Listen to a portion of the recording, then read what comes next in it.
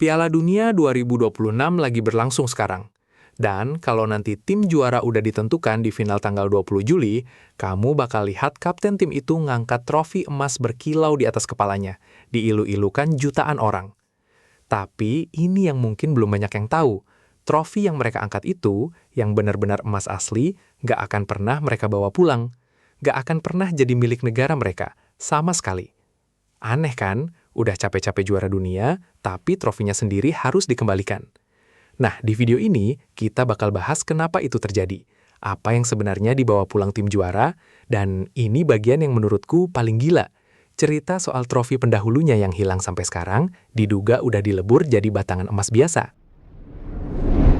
Oke, jadi trofi yang kita kenal sekarang ini, bentuknya dua sosok atlet yang menopang bola dunia, itu dirancang seniman Italia namanya Silvio Bezzaniga tahun 1971, mulai dipakai tahun 1974. Jadi udah lebih dari 50 tahun trofi ini yang diperebutkan.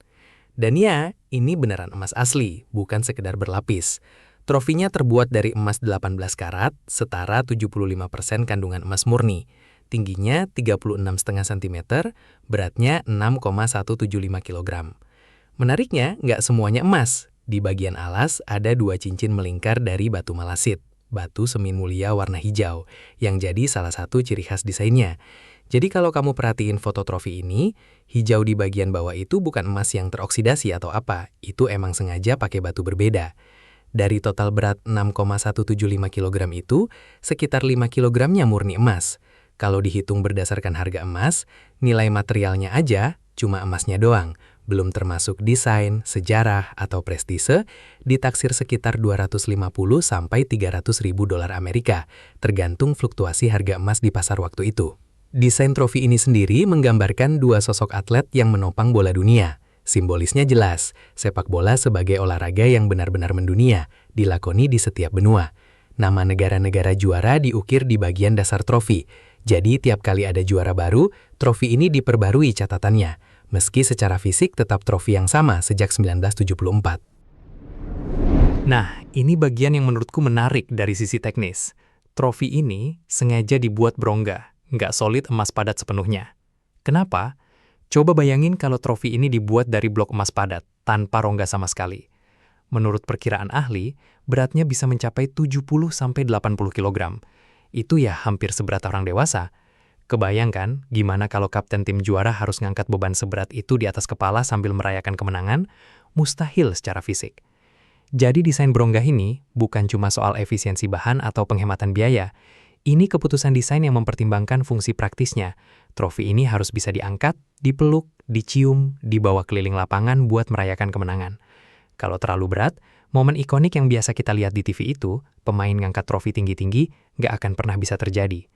Ini contoh menarik gimana desain sebuah objek seremonial ternyata harus mempertimbangkan hal praktis sekalipun objeknya melambangkan sesuatu yang sangat prestisius.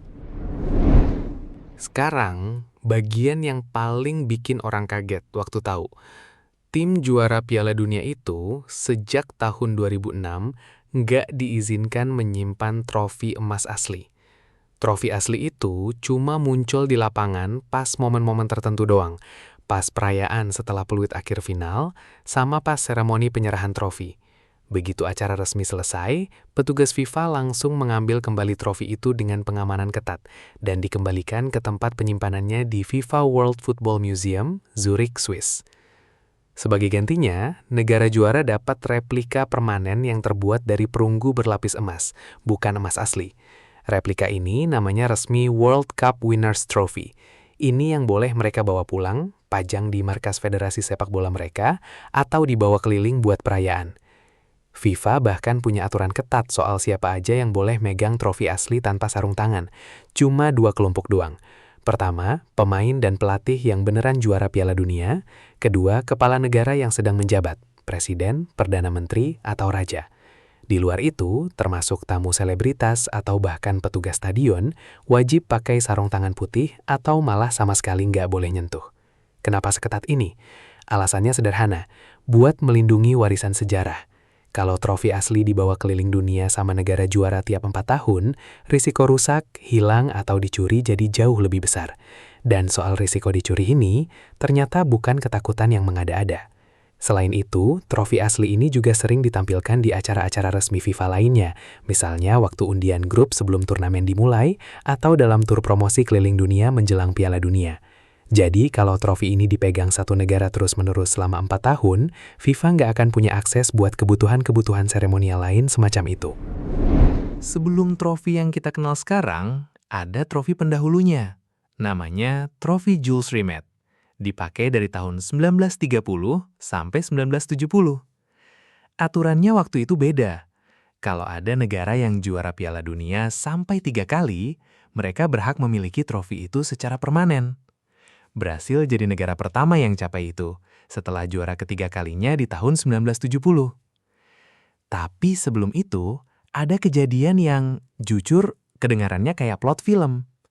Menjelang Piala Dunia 1966 di Inggris, trofi Jules Rimet ini dicuri waktu lagi dipamerkan di sebuah aula di Westminster, London.